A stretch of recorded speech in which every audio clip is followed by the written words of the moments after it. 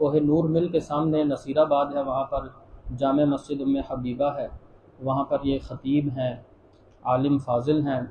تو یہ خصوصی ہماری دعوت پر کوئی مقصد نہیں ہے، کوئی دنیا کی غرض نہیں ہے، صرف اللہ سے محبت کی خاطر ہمارے ساتھ محبت کرتے ہیں اور یہ چلے آئے ہیں۔ تو میں ان سے درخواست کروں گا کہ یہ ممبر پر تشریف لے آئیں تاکہ جو ہے وہ آپ کو اور ہمیں واعظ و نصیحت کر سکیں، اور تمام حضرات سے یہ درخواست ہے کہ وہ دل جمی کے ساتھ تشریف رکھیں۔ درس کے بعد دعا ہوگی اور دعا کے بعد آپ تمام حضرات کے لیے جو ہے وہ ضیافت کا انتظام ہوگا، تو بڑی دل جمی کے ساتھ آپ تشریف رکھیں۔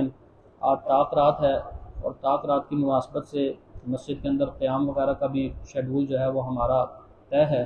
11:30 بجے انشاءاللہ پہلا قیام ہوگا، اور وطر جو ہے وہ انشاءاللہ 2:45 یا 3:45 یا پھر 3 بجے انشاءاللہ جو ہے وہ پڑھے جائیں گے جماعت کے ساتھ۔ تو آپ حضرات دل جمی کے ساتھ یہاں پر تشریف رکھیں۔ مولانا بشارت مدنی حفظہ اللہ تعالیٰ آپ کے سامنے درس ارشاد فرمائیں گے۔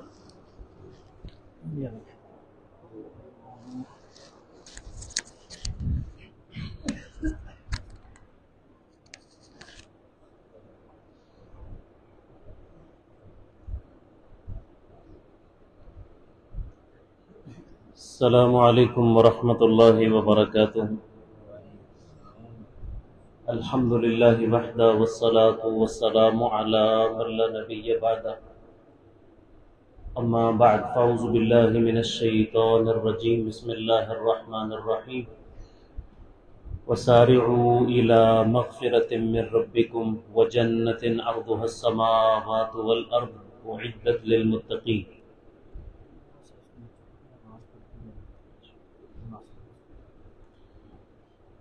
حضرات و حاضرین، رمضان المبارک کے آخری ایام میں سے آج طاق رات اللہ تعالیٰ نے ہمارے نصیبے میں لکھی ہے، اور یقیناً ہم ان خوش نصیب لوگوں میں سے ہیں جن کو اللہ تعالیٰ نے رمضان المبارک کے ایام بھی نصیب کیے۔ پھر رمضان المبارک کے ایام میں سے اللہ رب العزت نے ہمیں آخری عشرہ میں سے پھر چاند جو طاق راتیں ہیں اللہ نے وہ بھی عطا فرمائی، اس میں پھر روزے رکھنے نصیب فرمائے، پھر ہمیں قاری صاحب کے پیچھے قیام اللیل کرنا اللہ تعالیٰ نے نصیب فرمایا۔ یہ کتنے شرف کی بات ہے، کتنی عظمتوں کی بات ہے جو اللہ تعالیٰ نے ہمارے نصیبے میں رکھ دی۔ وگرنہ یہ بازار میں آپ جیسے ہی معاشرے میں رہنے والے لوگ ہیں، جس طرح بھی شیخ سے بتا رہے تھے کہ راستے میں لوگ اپنی دکانوں کی اوپننگ کے لیے ڈانس پارٹیاں کر رہے ہیں، میوزک چلا رہے ہیں رمضان کے مہینے میں، وہ بھی تو لوگ ہیں۔ اور دوسری طرف آپ جیسے بھی عظیم لوگ ہیں جن کو اللہ تعالیٰ نے اپنے گھر کے اندر بلا لیا۔ تو یہ نصیبے کی بات ہے، یہ شرف کی بات ہے، یہ عظمت کی بات ہے۔ وہی بات آ گئی کہ ان اللہ یرفع بہذا الکتاب اقواما ویضع بآخرین۔ واقعی اللہ تعالیٰ اس قرآن کے ساتھ اٹیچمنٹ کی وجہ سے لوگوں کو، قوموں کو، ملکوں کو اللہ عظمت اور بلندی کی جو ہے بلندیوں پر لے کر کے جاتا ہے، اور یہی وہ قرآن ہے جس سے روح گردانی کرنے کی وجہ سے اللہ قوموں کو اور نسلوں کو ذلیل و خوار کر دیتا ہے۔ میں نے خطبہ میں جو آیت تلاوت کی ہے وَسَارِعُوا إِلَىٰ مَغْفِرَةٍ مِّن رَبِّكُمْ، کہ آپ اپنے رب کی مغفرت اور اس کی بخشش کی طرف دوڑ کے آ جاؤ، کیونکہ طاق راتیں ایسی ہوتی ہیں کہ اللہ تعالیٰ ان راتوں میں بھی لوگوں کو جہنم سے آزاد کرتے ہیں، ان کی گردنوں کو جہنم سے آزاد کرتے ہیں، معافی اور بخشش کے اللہ پروانوں کو نازل کرتے ہیں۔ ہم بھی اللہ تعالیٰ سے دعا کرتے ہیں، اس کی رحمت اور اس کی بخشش کی طرف دوڑ کے جانے کی کوششیں کرتے ہیں کہ اللہ تعالیٰ ہمیں بھی ان خوش نصیب لوگوں میں شامل کر دے کہ جن کی گردنوں کو اللہ جہنم سے آزاد کرتا ہے۔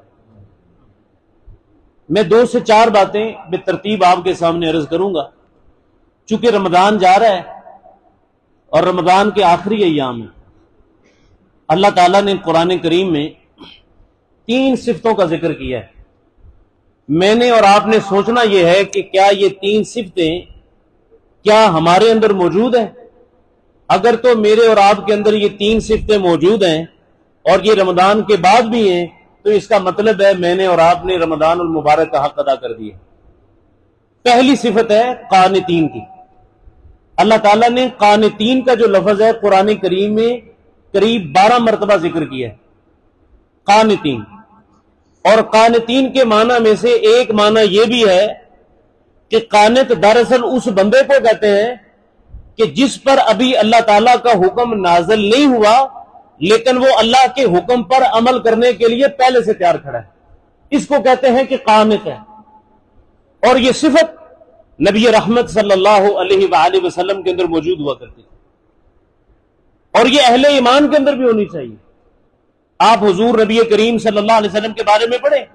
سیدنا عائشہ رضی اللہ تعالیٰ عنہ فرماتی ہیں اللہ کے نبی صلی اللہ علیہ وسلم ہمارے پاس بیٹھے ہوتے تھے، گفتگو جاری ہوتی تھی، اچانک اذان ہوتی، اللہ کے نبی صلی اللہ علیہ وسلم ہم سے الگ ہو کر اللہ کے گھر کی طرف چل پڑتے تھے. وہ صحیح بخاری کی حدیث جس میں نبی صلی اللہ علیہ وسلم نے فرمایا سبعۃ یظلھم اللہ فی ظلہ یوم لا ظل الا ظلہ، 7 ایسے خوش نصیب لوگ جن کو اللہ اپنے عرش کا سایہ نصیب کرے گا. ان میں سے ایک وہ شخص ہے ورجل قلبہ معلق بالمسجد، وہ بندہ جس کو ابھی اذان کے ٹائم نہیں آیا، جس کو ابھی اذان کی آواز اس کے کانوں پہ نہیں پڑی لیکن اس کا دل پھر بھی دھڑک رہا ہے. کس لیے کہ اذان ہو اور میں اللہ کے گھر کی طرف جا کر کے نماز پڑھوں. یہ قانت شخص ہوتا ہے. اور اللہ تعالیٰ نے ابراہیم جو جد الانبیاء ہے، اللہ نے ابراہیم پیغمبر کی صفت قرآن میں بیان کرتے ہوئے فرمایا قانتا للہ، یہ میرا جو ابراہیم پیغمبر تھا نا یہ قانت ہے، یہ بڑا فرما بردار. میں نے کہا آگ میں کود جاؤ، آگ میں کود گیا. میں نے کہا ہجرت کر جاؤ، ہجرت کر گیا. میں نے بیٹا عطا کر دیا. میں نے کہا اس کی گردن پہ چھری چلا دو، تیار ہو گئے. میں نے کہا اس معصوم بچے کو، جوان بیوی کو بے آب و گیا سرزمین میں چھوڑ کے آ جاؤ. ابراہیم نے اف تک نہیں کہا اللہ اگر تو کہہ رہے تو میں جا کے چھوڑ آتا ہوں. اور جب ایک مرد گھر کا قانت ہونا تو پھر اس کے بیوی اور اس کے بچے بھی قانت اور اسی طریقے سے فرما بردار ہوتے ہیں. جب اس جنگل اور بے آب و گیا سرزمین میں ابراہیم پیغمبر اپنی بیوی کو چھوڑ کے آ رہے ہیں تو بیوی بھی پوچھتی ہے اے ابراہیم ہمیں کس کے سہارے پہ چھوڑ کے جا رہے ہو، کس کے کہنے پہ چھوڑ کے جا رہے ہو؟ تو ابراہیم علیہ السلام نے کہا تھا اللہ کے کہنے پہ چھوڑ کے جا رہا ہوں. تو حضرت ہاجرہ نے پھر کیا کہا تھا اذن لن یبین اللہ ابدا، ابراہیم اگر تو رب کے کہنے پہ چھوڑ کے جا رہا ہے نا تو پھر چلا جا، فکر مند ہونے کی ضرورت نہیں ہے، اللہ پھر ہمیں کبھی ضائع نہیں کرے گا. یہ قانت لوگ ہوتے ہیں. حضرت مریم علیہ السلام کے بارے میں آپ پڑھیں قرآن میں، اللہ تعالیٰ ان کو حکمن یہ کہتا ہے یا مریم مقنتی، اے مریم علیہ السلام میرے لیے فرما بردار بن جائے. آج کون عورت ہے جو پاک دامن ہو اور شادی کے بغیر بچہ لے کے آنے کے لیے تیار ہو جائے؟ پتا تھا قوم والوں نے الزام لگانے ہیں، جینا حرام کر دینا ہے، زنا کی تہمتیں لگیں گی، طرح طرح کے تانے ملیں گے، لیکن اس کے باوجود حضرت مریم علیہ السلام اللہ کے کہنے پہ تیار ہو جاتی ہے. اللہ ٹھیک ہے تیرا فیصلہ ہے تو میں اس بچے کو بغیر شادی کے بھی لے کے جانے کے لیے تیار ہوں. صحیح البخاری میں آپ حدیث پڑھیں اور اپنے ایمان کو تازہ کریں. اور ہماری وہ مائیں اور بہنیں جو بعض دفعہ اللہ کے احکامات کو ٹھکرا دیتی ہیں اور ماننے سے انکار کر دیتی ہیں، یہ صحیح بخاری کی حدیث کو دیکھیے کہ سیدنا عائشہ رضی اللہ تعالیٰ بیان کرتی ہیں رات کو اللہ تعالیٰ نے نا عشاء کی نماز کے وقت پردے کے احکامات نازل کیے. عشاء کے وقت کہ اے پیغمبر، اے نبی رحمت علیہ السلام اپنی بیویوں کو، مومنوں کی ماؤں کو، اپنی بیٹیوں کو پردے کا حکم کہے.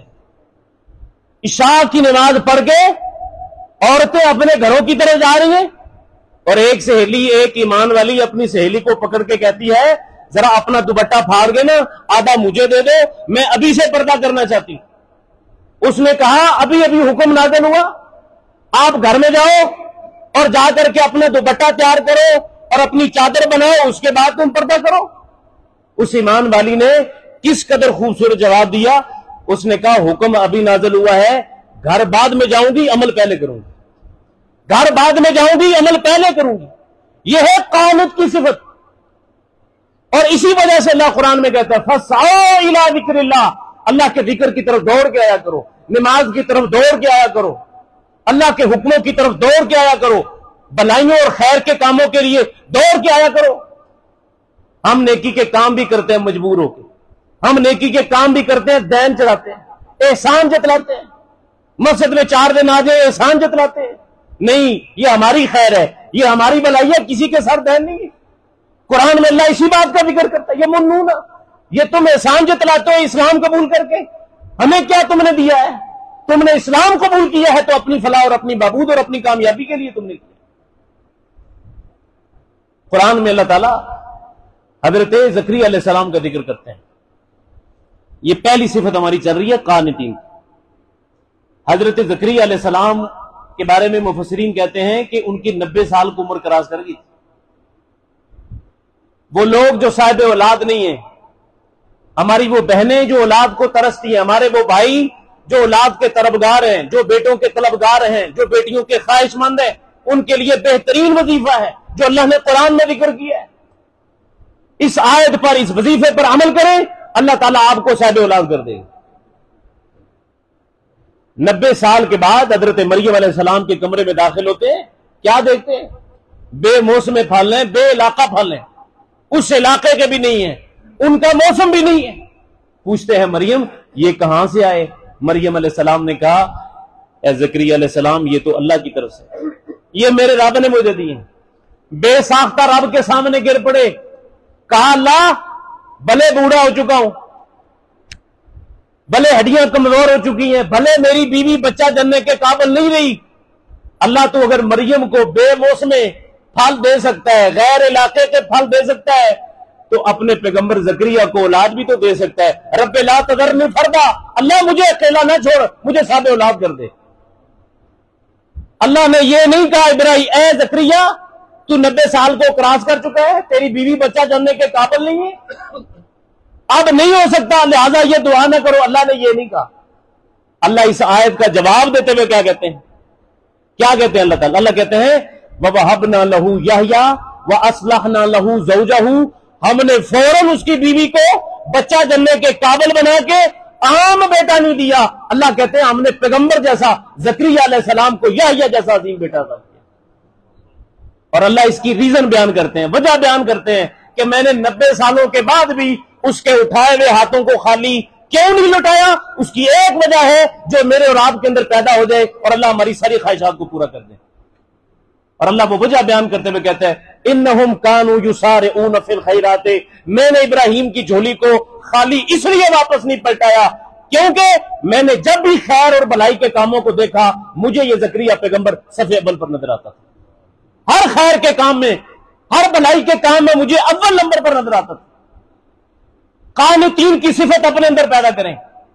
مسجد میں پروگرام ہو، مسجد کی صفائی کا مسئلہ ہو، مسجد کی آباد کاری کا مسئلہ ہو، مسجدوں میں نمازیں پڑھنے کا مسئلہ ہو، خیر اور بھلائی کے جتنے بھی معاملات ہو خوش دلی سے آگے بڑھیں، ترلے منتے نہ کروائیں، قانتین کی صفت اپنے اندر پیدا کریں۔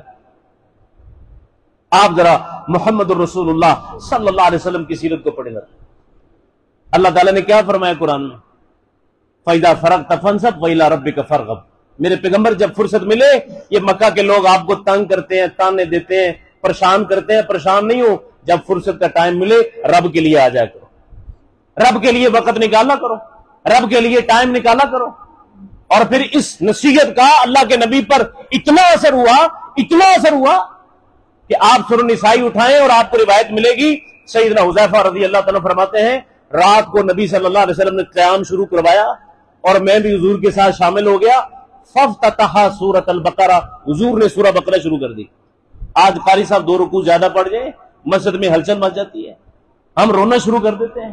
اور بھائی فرائض میں پابندی ہے کہ فرض نماز میں امام تاخیر نہیں کر سکتا، فرض نماز میں امام جو لمبی صورتیں ہیں ان کو تلاوت نہیں کر سکتا کیونکہ پیچھے کمزور لوگ ہوتے ہیں، ذل حاجہ ہوتے ہیں، بوڑھے ہوتے ہیں، بچے ہوتے ہیں، ان کا خیال کرنا پڑتا ہے۔ لیکن نفلی نماز میں یہ پابندی نہیں ہے۔ اللہ کے نبی علیہ السلام نے سورہ بقرہ شروع کر دی۔ حضرت حذیفہ کہتے ہیں میں نے کہا یرکع عند المئہ، 100 آیتیں پڑھیں گے اللہ کے نبی سجدہ رکوع کر دیں۔ کہتے ہیں 100 آیتیں ختم ہوئیں، 200 آیتیں، 300 آیتیں، پہلا پارا، دوسرا پارا اور پھر تیسرا پارا شروع ہوا، سورہ بقرہ ختم ہو گئی۔ میں نے سمجھا اللہ کے نبی سورہ بقرہ ختم ہو گئی ہے رکوع کر دیں گے، اللہ کے نبی نے سورہ بقرہ ختم ہوتے ہی سورہ نساء شروع کر دی۔ اندازہ دیکھیے، میں نے کہا چلے سورہ نساء ختم ہو جائے گی، رکوع آ جائے گا، اللہ کے نبی علیہ السلام نے اس کے بعد سورہ آل عمران شروع کر دی۔ حالانکہ پہلی سورہ کون سی ہے؟ یہاں پہ ایک سوال کا جواب بھی ہے، پہلی سورہ کون سی ہے؟ بقرہ، دوسری سورہ آل عمران تیسری، نساء اللہ کے نبی نے پہلے نمبر پر بقرہ پڑھی، دوسرے نمبر پر تیسری سورہ پڑھی سورہ نساء، پھر دوسرے نمبر پر جو دوسری سورہ ہے وہ تیسرے نمبر پر پڑھی. تو اس سے یہ پتہ چلتا ہے کہ سورتوں کو بغیر ترتیب کے بھی آپ پڑھ سکتے ہیں، کیونکہ ہر سورت میں الگ ٹاپک ہے، ہر سورت میں الگ مسئلہ بیان کیا گیا. ہاں الٹی آیات کو نہیں پڑھنا جائز، لیکن آپ مختلف سورتوں کو بغیر ترتیب کے بھی پڑھ سکتے ہیں. تو نبی صلی اللہ علیہ وسلم نے سورہ آل عمران شروع کر دی اور پوری کی پوری سورہ آل عمران پڑھی، اور اس کے بعد آپ علیہ السلام نے رکوع کیا. کھڑے کھڑے اللہ کے نبی علیہ السلام نے 4 سے 5 پارے تلاوت کر دیے. اور صحیح بخاری میں جو دوسری روایت آتی ہے کہ نبی صلی اللہ علیہ وسلم اس قدر لمبا قیام کرتے، اس طرف قانتین کی صفت اللہ کے نبی کے اندر موجود ہوتی تھی کہ حتی تبرمت قدما، کہ حضور کے پاؤں سویل ہو جاتے تھے اور اس میں سوج آ جاتی تھی. اور ایک صحابی نے اٹھ کے پوچھا تھا، اللہ کے نبی آپ کے تو گناہ نہیں ہیں، آپ کی تو خطائیں نہیں ہیں، آپ کی تو غلطیاں نہیں ہیں، پھر بھی اللہ کے نبی اتنی لمبی نماز، اتنا لمبا قیام؟ تو اللہ کے نبی نے کیا فرمایا؟ آپ نے فرمایا ذالک صلاۃ رغبۃ و رہبہ، میرے صحابی یہ تو شوق کی نماز ہے. جس کے دل میں اللہ شوق پیدا کر دے پھر اس کو یہ پرواہ نہیں ہوتی کہ میرے پاؤں سویل ہو گئے ہیں یا میرے جسم میں تھکن آ گئی ہے. جن کے دلوں میں اللہ شوق پیدا کر دیتا ہے پھر وہ ساری ساری رات بھی اللہ کے سامنے کھڑے رہتے ہیں. مسئلہ آج یہ ہے کہ ہم قیام میں ہوتے ہیں اور نظر ہماری گھڑی کی طرف ہوتی ہے، آج 5 منٹ لیٹ ہو گیا قیام. بھائی یہ قانت کی صفت نہیں ہے. قانت کی صفت یہ ہے کہ آپ کما حقہ اللہ کے سامنے جھک جائیں صحیح معنوں میں. اور یہ صفت اللہ کے نبی علیہ السلام نے اپنے صحابہ کے اندر بھی پیدا کی. صحیح بخاری میں حدیث ہے، آپ ایک مجلس میں بیٹھے ہیں، آپ نے سوال کیا میرے صحابہ آج کون ہے جس نے روزہ رکھا ہے؟ نفلی روزے کی بات ہے. حضرت صدیق کھڑے کر لیتے اپنے ہاتھ کو، فرمایا حضور میں نے رکھا ہے. فرمایا آج کون ہے؟ شوق دیکھیں، عبادت میں رغبت دیکھیں. فرمایا کون ہے جس نے آج کسی مریض کی تیمارداری کی ہے؟ فرمایا حضور میں نے کی ہے. آپ نے فرمایا کون ہے جس نے آج کسی کا جنازہ پڑھا ہے؟ اللہ کے نبی میں نے پڑھا ہے. فرمایا کون ہے جس کو آج کسی نے کسی مسکین کو کھانا کھلایا ہو؟ سیدنا صدیق پھر ہاتھ کھڑا کر لیتے ہیں، حضور میں نے کیا. اندازہ کریں اللہ کے نبی علیہ السلام نے ایک صحابی کے اندر ایک دن میں اتنی نیکیاں، شوق، رغبت اور جذبے اور قانتین کی صفت کے اندر یہ ساری صفات دیکھی تو اللہ کے نبی اس قدر خوش ہوئے کہ صحیح بخاری میں ہے اللہ کے نبی علیہ السلام فرماتے ہیں جس بندے کی زندگی کے ایک دن میں اتنی نیکیاں اکٹھی ہو جائیں اللہ تعالیٰ اس پر جنت کو واجب کر دیتا ہے. اندازہ کریں ہم کیا ہمارے اندر اتنا شوق ہوتا ہے؟ ہم تو راستے میں جا رہے ہیں، پتہ ہے کہ یہ نیکی کا کام ہے، ہم کہتے ہیں میں نہیں کرتا. اور دنیا تھوڑی ہے، دنیا اور تھوڑی ہے. اس لیے آپ کا حق ہے کہ آپ یہ کام کریں. آپ کو موقع دے لیں، آپ اس کام کو نہ ہاتھ سے جانے دیں. آپ سیدنا عمر رضی اللہ تعالیٰ کو دیکھیں ذرا، بلکہ آپ حضور کی سیرت کو دیکھیں.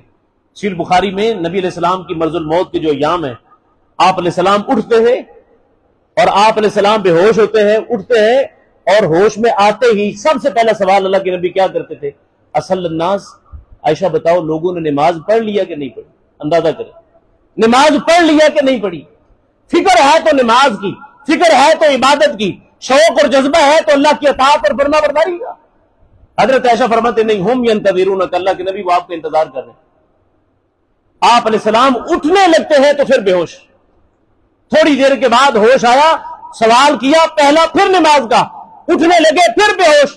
4 مرتبہ اللہ کے نبی بے ہوش ہوتے ہیں اور اس کے بعد اٹھتے ہیں. ایک ہاتھ حضرت علی کے کندھے پر، ایک ہاتھ حضرت عباس کے کندھے پر، دونوں کا سہارا لے کر کے اللہ کے نبی کہاں جا رہے ہیں؟ مسجد میں. کہاں جا رہے ہیں؟ مسجد میں. موٹر بائک ہے، پاؤں صحیح سلامت ہیں، گھر مسجد کے قریب ہے، فرصت بھی ہے، لیکن اس کے باوجود ہم مسجد میں نہیں آتے. بیماری کے ایام ہے. اور حدیث کا اگلا جملہ سنیے گا، اللہ کے نبی صلی اللہ علیہ وسلم حضرت عباس حضرت علی کے ہاتھ پر، کندھے پر ہاتھ رکھ کر جا رہے ہیں. وَرِجْلَاهُ تَخُطَّانِ عَلَى الْأَرْضِ، اور اللہ کے نبی اپنے پاؤں پر کھڑے ہونے کی ہمت نہیں رکھتے. اس وجہ سے جب اللہ کے نبی جا رہے تھے نا تو آپ کے پاؤں کے گھسٹنے کی وجہ سے زمین پر 2 لکیریں کھینچی جا رہی تھی. یہ حالت اور یہ کیفیت میں اللہ کے نبی علیہ السلام مسجد میں جا رہے ہیں. یہ ہوتی ہے قانتین کی صفت. اور سیدنا عمر رضی اللہ عنہ کو جب خنجر لگے تھے حالت نماز میں اور آپ بے ہوش پڑے تھے، حضرت مسور بن مخرمہ ان کے پاس جب گئے نا تو دیکھا کہ بے ہوش پڑے ہیں، تو پاس بیٹھے لوگوں سے پوچھا تھا مجھے بتاؤ عمر بن خطاب نے نماز پڑھ لی؟ تو لوگوں نے کہا عجیب بات ہے مسور بن مخرمہ تجھے نماز کی پڑھی ہے، عمر بن خطاب موت و حیات کی کشمکش میں پڑے۔ تو حضرت مسور بن مخرمہ نے بڑے کمال کے الفاظ جملے کہے تھے، اور آپ نے فرمایا تھا تم عمر بن خطاب کے شوق کو نہیں جانتے، تم عمر بن خطاب کی غیرت کو نہیں جانتے۔ اللہ کی قسم اگر عمر بن خطاب کو جاگ آ گئی نا اور انہیں معلوم ہوا کہ میری نماز رہ گئی ہے، تو عمر بن خطاب کو اپنے زخموں کی اتنی تکلیف نہیں ہوگی جتنی فوت شدہ نماز کی ہوگی۔ تم جانتے ہی نہیں ہو کہ عمر کے اندر کتنا جذبہ ہے۔ محمد بن خفیف رحمہ اللہ کے بارے میں پڑھے، آپ کو معلوم ہو کمر کی درد کے مریض ہیں۔ ہمارے پاس سارے سورسز ہوتے ہیں، ساری فیسلٹیز ہوتی ہیں، لیکن اس کے باوجود اللہ کے گھر میں نہیں آتے، شوق سے رغبت سے نیکی کے کام نہیں کرتے، قانتین کی صفت اپنے اندر پیدا نہیں کرتے۔ ایک غلام خریدا تھا اسپیشلی، کس لیے کہ مجھے کندھوں پر سوار کرے گا اذان کے بعد اور اللہ کے گھر میں لا کر کے پہلی صف پر مجھے بٹھا دے۔ غلام اس لیے خریدا ہے، کوئی اور کام نہیں ہے، صرف یہ کام ہے کہ مجھے اٹھائے گا اور لا کر کے پہلی صف میں مسجد میں بٹھا دے گا۔ لوگوں نے دیکھا اور کہا محمد بن خفیف اتنا تکلف کرنے کی ضرورت نہیں ہے، آپ بیمار ہو معذور ہو، آپ کے پاس عذر ہے، آپ گھر میں بھی نماز پڑھ سکتے ہو۔ تو محمد بن خفیف رحمہ اللہ نے فرمایا تھا لوگوں میری غیرت ہی گوارا نہیں کرتی کہ اذان کے بعد میں گھر میں نماز پڑھوں، اور فرمایا تھا یاد رکھو اگر اذان کے بعد تم محمد بن خفیف کو مسجد میں نہ جب دیکھو تو یہ یقین کر لینا کہ اس دن محمد بن خفیف قبرستان میں چلا جا چکا ہے۔ میری غیرت ہی گوارا نہیں کرتی کہ اذان ہو ایک طرف اللہ یہ آواز لگائے اللہ اکبر کہ اللہ بڑا ہے، میں دکان میں بیٹھ کر کے یہ کہوں کہ اللہ تو بڑا نہیں ہے، میرا گاہک بڑا ہے، میری دکان بڑی ہے، میرا گھر بڑا ہے، میرا موبائل بڑا ہے، میرا مہمان بڑا ہے، میرے بچے بڑے ہیں، میری سبزی بڑی ہے، میرے یہ بہانے بڑے ہیں، تو یہ کہے کہ اللہ اکبر اللہ بڑا ہے۔ اللہ بڑا تب بنتا ہے جب اس بڑے کی بڑی بات کو تو مان کے اللہ کے گھر میں آئے۔ آپ ذرا امام اعمش رحمہ اللہ کو پڑھیں، آپ سعید ابن مسیب کو پڑھیں، کبار تابعین میں ان کا شمار ہوتا ہے۔ امام شافعی نے جن کی مرسل روایات کو قبول کیا ہے ان میں سے سعید بن مسیب رحمہ اللہ بھی ہیں۔ سعید بن مسیب کیا فرماتے ہیں؟ ما اذن مؤذن منذ 20 سنہ الا وكنت في المسجد، میری زندگی کے 20 سالہ کا یہ تجربہ ہے کہ سعید بن مسیب فرماتے ہیں میری زندگی کے 20 سالہ عرصہ میں جب بھی مؤذن نے اذان دی ہے سعید بن مسیب مسجد میں موجود ہوتا تھا۔ یہ ہے قانت کی صفت، اس کو کہتے ہیں کہ قانتین بن جاؤ، اللہ کا حکم آنے سے پہلے اس پر عمل کرنے کی کوشش کرو۔ یہ ہماری پہلی صفت ہے اور یہ ہمیں اپنے اندر پیدا کرنی چاہیے کہ رمضان کے اندر ہی نہیں، رمضان کے علاوہ بھی، وگرنہ آپ امام ابن قیم کو پڑھیں تو امام ابن قیم فرماتے ہیں روزے داروں کی 3 قسمیں ہیں، ایک ہے عام روزہ دار، ایک ہے خاص روزہ دار، ایک ہے خاص اور خاص روزہ دار۔ عام روزہ دار وہ ہے جو سحری کرتا ہے سو جاتا ہے، نہ فجر زور اثر دل کیا تو ایک پڑھ لی باقی چھوڑ دیا، کوئی تراویح نہیں، کوئی نیکی کے کام نہیں۔ اللہ فرماتے ہیں ایسے روزے دار کی مجھے ضرورت ہے۔ دوسرا ہے خاص روزہ دار۔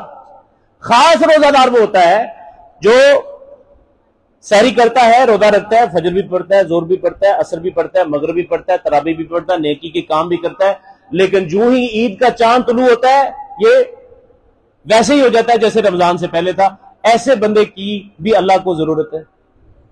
اب امام ابن قیم فرماتے ہیں تیسرا ہے خاص الخاص روزہ دار۔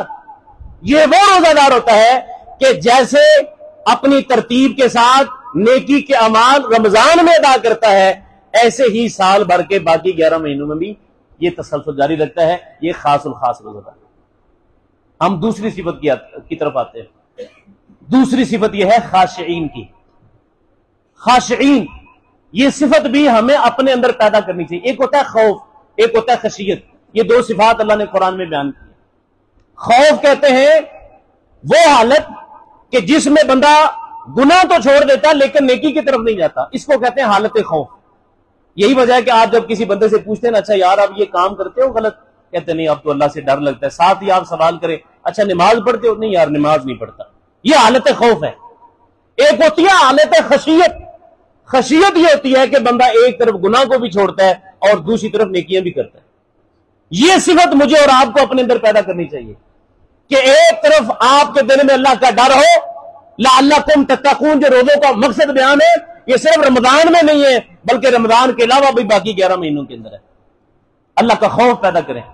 ہم گناہ کر کے جرأت کا اظہار کرتے ہیں، ہم گناہ کر کے چوک چراہوں میں دوستوں یاروں اور بیلیوں میں بتا رہے ہوتے ہیں، ہم گناہ کر کے اس کو شیئر کرتے ہیں کہ میں نے آج یہ بڑا مارکا مارا ہے. اور صحیح بخاری میں حدیث ہے، اللہ کے نبی فرماتے ہیں ان اللہ لا یغفر بالمجاہرین، اللہ تعالیٰ ایسے ظالموں کو کبھی معاف نہیں کرے گا جو گناہ کر کے پھر جرأت کرتے ہیں، پھر گناہ کر کے پھر لوگوں کو بتاتے ہیں. آپ صحیح بخاری میں وہ حدیث پڑھیں کہ جب اس عورت نے بدکاری کی اور اس کے نتیجے پر اس کے پیٹ میں بچہ پیدا ہو گیا، اللہ کے نبی علیہ السلام کے پاس آتی ہے. تقویٰ دیکھیں، خوف دیکھیں، خشیت دیکھیں. آتی ہے اور آ کر کہتی ہے اللہ کے نبی یہ غلطی ہوگی، اس کے نتیجے پر پیٹ میں بچہ پیدا ہو گیا، اب جو سزا بنتی ہے مجھے دے دو، جہنم والے دن میں قیامت والے دن جہنم کی آگ کو برداشت نہیں کر سکوں. خوف ہے، خشیت ہے. اللہ کے نبی نے فرمایا کہ اے عورت تو چلی جا، بچے کا تو کوئی قصور نہیں، جب بچہ پیدا ہو جائے نا پھر آنا. اندازہ کریں 9 ماہ اس عورت نے انتظار کیا کہ کب مجھے میرے گناہوں کی سزا ملے گی. اور سزا بھی کوئی ایسی نہیں ہے کہ 1-2 جوتا پڑنا ہے یا کوئی کوڑا پڑنا ہے تو ختم ہو جائے نا، نہیں، اسے معلوم تھا مجھے یہاں تک زمین میں گاڑا جائے گا، مجھے پتھروں سے ختم اور رجم کر دیا جائے گا. اتنی سخت سزا شاید نہیں ہے کوئی اور. اس کے باوجود وہ اللہ کے نبی کے پاس آتی ہے، پیدا ہونے کے بعد پھر آتی ہے. آپ نے فرمایا لے جاؤ، جب بچہ کھانا کھانے کے قابل ہو نا پھر آنا.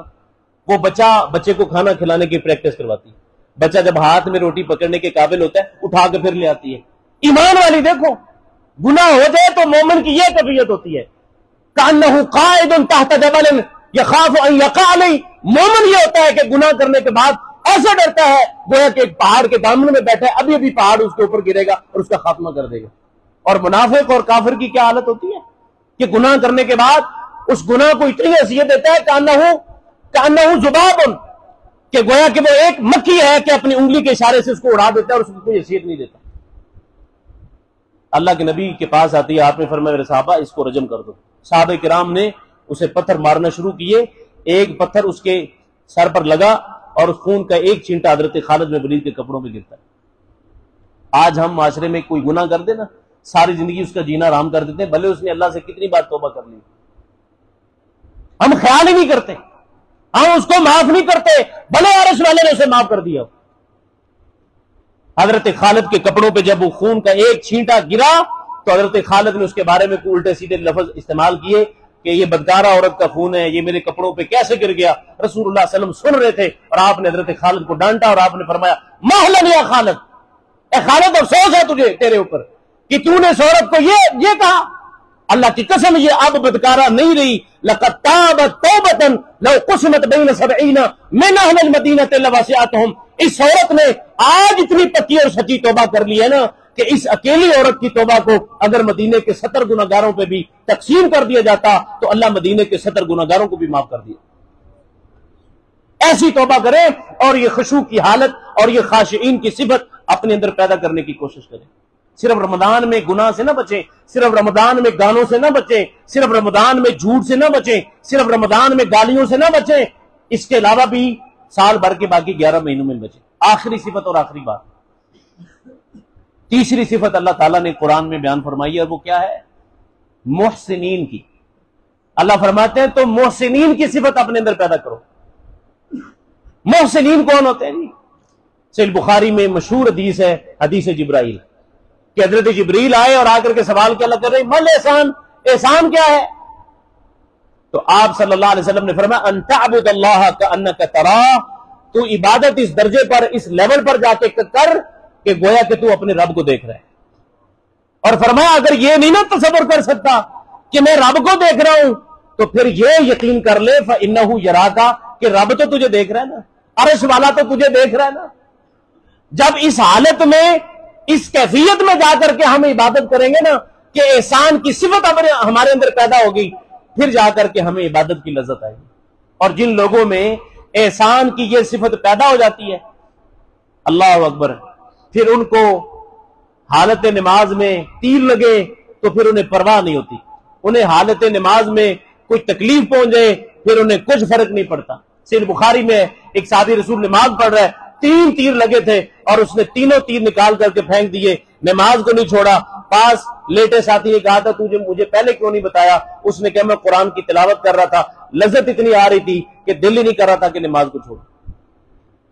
صحیح بخاری میں ہے، اللہ کے نبی علیہ السلام کے بارے میں صحابی فرماتے ہیں حضور نے سجدہ کیا، لنٹر نہیں تھے، پکے چھت نہیں تھے، بارش کی وجہ سے چھت میں سے پانی رس رہا تھا اور نیچے کیچڑ اور گارا بنا ہوا تھا، نبی صلی اللہ علیہ وسلم نے سجدہ کیا اور سجدہ کر کے جب آپ نے سر اٹھایا تو حضور کے ماتھے پر کیچڑ لگا۔ کیا ہے ہم میں سے کوئی اتنی جرت والا کہ وہ مٹی پر بھی سجدہ کرے؟ ہم تو بڑے نفیس قسم کے لوگ بن گئے، ہم تو کارپٹ اور قالین کے علاوہ سجدہ کرنا گوارا نہیں کرتے۔ جن لوگوں کے دل میں یہ صفت پیدا ہو جاتی ہے نا احسان کی، وہ محسنین بن جاتے ہیں، پھر ان کو کوئی پرواہ نہیں ہوتی، گارا ہے، کیچڑ ہے، مٹی ہے، وہ قالین ہے، وہ کیا ہے، وہ جنگ کے حالات ہے یا عام حالات ہے، پھر وہ سجدہ جس کے لیے کر رہے ہوتے ہیں نا، پھر اسی کی لذت ان کے دل میں ہوتی ہے۔ اور آج ہمارے ہاں کوئی اے سی بند ہو جائے تو نماز پڑھ گئے، مزہ نہیں آیا جی، پنکھا بند ہو جائے تھوڑی دیر کے لیے، لائٹ چلی جائے، مزہ نہیں آیا۔ مزہ کیوں نہ آئے؟ کیونکہ آپ کے دل میں احسان کی صفت نہیں ہے۔ آپ نماز پڑھ رہے ہو، اوپر دیکھے، سامنے کوئی بندہ دیکھ لے، آپ اس کے بعد اپنی نظریں اٹھاتے ہی نہیں ہے، اس بندے سے تو آپ بہت ڈرتے ہیں، لیکن آسمان والے کا ڈر ہمارے اندر ہوتا ہی نہیں ہے کہ مجھے اللہ بھی دیکھ رہا ہے، اللہ تعالیٰ بھی مجھے دیکھ رہا ہے۔ تو یہ محسنین کی صفت بھی اپنے اندر ضرور پیدا کریں، کیونکہ یہ رمضان کے ایام ہیں اور چند گھڑیاں ہمارے پاس باقی رہ چکی ہیں، ان گھڑیوں سے فائدہ اٹھائیں اور یہ 3 صفات کوشش کریں کہ اپنے اندر ان کو پیدا کرنے کی کوشش کریں اور ان صفات کے مطابق اپنی باقی ماندہ زندگی بھی گزارنے کی کوشش کریں۔ جہاں بھلائی کے کام ہوں، جہاں خیر کے کام ہوں، ان خیر اور بھلائیوں کے کاموں میں آپ صف اول پر اپنے آپ کو لے کر کے آئیں۔ قرآن مجید ہے جو آپ نے قاری صاحب کے پیچھے سنا ہے، یقیناً ایک بہت بڑی شرف کی بات ہے۔ میرا موضوع اصل قرآن تھا، لیکن شیخ محترم نے کچھ قرآن کے حوالے سے گفتگو کر دی، تو میں نے کہا کیوں نہ احباب کو کسی اور موضوع کی طرف ہم لے کر کے چلیں تاکہ مزید فائدہ حاصل کر سکیں۔ تو اس لیے میں نے ان صفات کے بارے میں آپ کے سامنے چند گزارشات رکھی ہیں۔ قرآن نے واقعہ ہی اسی لحاظ سے کہا ہے کہ ان اللہ یرفع بہذا الکتاب اقواما ویضع بآخرین، اللہ قرآن کی وجہ سے قوموں کو ذلیل بھی کرتا ہے اور اس قرآن پر عمل کرنے کی وجہ سے قوموں کو بلندیاں عطا کرتا ہے۔ اب دیکھیں 2 سے 3 دن ہو گئے ہیں ہمارے پاکستان میں یہ نوٹیفیکیشن جاری ہو گیا، کیا جی؟ کہ جتنے گورنمنٹ سکول ہیں، پرائیویٹ تو پہلے ہی کنجر خانہ کر رہے ہیں، جتنے گورنمنٹ سکول ہیں، کالج ہیں، وہاں پر جناب ڈانس پارٹیاں ہوئیں گی، وہاں پر بچیوں کو بھی نچایا جائے گا اور بچوں کو بھی نچایا جائے گا، اور صرف نچایا نہیں جائے گا، ان کی ویڈیوز بنا کر کے آپ نے ریکارڈ بھی بنانا ہے۔ یہ ہمارے پاکستان میں کام ہو رہا ہے، اور اللہ قرآن میں کیا کہتا ہے؟ ان الذین یحبون ان تشیع الفاحشۃ فی الذین آمنوا، وہ لوگ جو مومنوں میں فحاشی پھیلانا چاہتے ہیں ان کے لیے عذاب علیم ہے۔ اور پیسہ ہمارے پاس ہے کوئی نہیں، کسی کام کے ہم رہے نہیں، اور برائیاں کرنے کے لیے سب سے آگے، لوگوں سے پیسے لے کر کے معاشرے کے اندر برائیاں پھیلاتے ہیں، لوگوں سے ایڈ لے کر کے معاشرے کے اندر بے حیائیاں پھیلاتے ہیں۔ یہ ہم نے کام کر دیا ہے، نتیجتاً قرآن کا سر عام انکار کر رہے ہیں، سر عام قرآن کی مخالفت کر رہے ہیں۔ اس سے پہلے شاید میں نے کبھی زندگی میں نہیں دیکھا کہ رمضان کے اندر بھی میوزک چل رہی ہو۔ اس رمضان میں میں نے پہلی بار دیکھا ہے کہ لوگ گانے بھی سن رہے ہیں، میوزک بھی چل رہی ہے، لوگوں کے اندر وہ حیا نہیں رہا جو ایک مسلمان کے اندر ہونا چاہیے۔ تو جب اس انداز میں آپ قرآن کی روح گردانی کریں گے تو قرآن کی وہ آیت موجود ہے نا، جب اللہ کے نبی علیہ السلام قیامت والے دن کہیں گے اللہ یہ میری وہ قوم ہے کہ جنہوں نے قرآن کو پسے پش پھینک دیا تھا، جنہوں نے قرآن کو کوئی حیثیت نہیں دی تھی۔ اور اس سلسلے میں آخری شعر جو علامہ اقبال علیہ رحمہ کہا کرتے تھے، کہتے تھے گونگی ہوگی آج کچھ زباں کہتے کہتے، گونگی ہوگی آج کچھ زباں کہتے کہتے، میں ہچکچا گیا خود کو مسلمان کہتے کہتے۔ کہتے ہیں یہ بات نہیں کہ مجھے رب پر یقین نہیں، یہ بات نہیں کہ مجھے رب پر یقین نہیں، میں ڈر گیا خود کو صاحب ایمان کہتے کہتے۔ کہتے ایک کافر نے جو پوچھا مجھ سے یہ مہینہ کیا ہے، ایک کافر نے جو پوچھا مجھ سے یہ مہینہ کیا ہے، شرم کے مارے پانی ہاتھ سے گر گیا رمضان کہتے کہتے۔ کہتے ہیں میری الماری میں گرد سے اٹی کتاب کا جو پوچھا اس نے، میری الماری میں مٹی سے اٹی کتاب کا جو پوچھا اس نے، میں گر گیا زمین پر قرآن کہتے کہتے۔ کہتے ہیں یہ بات سن کر اقبال اس نے چپ سادھ لی، یہ بات سن کر اقبال اس نے چپ سادھ لی، مجھے یوں لگا کہ وہ رک گیا مجھے حیوان کہتے کہتے۔ کہ تیرے اور حیوان میں کوئی فرق نہیں، تیرے سے تو بہتر ایک حیوان ہے کہ جس کو کم از کم کچھ نہ کچھ تو شعور ہوتا ہے۔ اللہ تعالیٰ سے دعا ہے جو باتیں ہم نے سنی ہیں، جو سنائی ہیں، اللہ اس پر عمل کرنے کی توفیق عطا فرمائے۔ وآخر دعوانا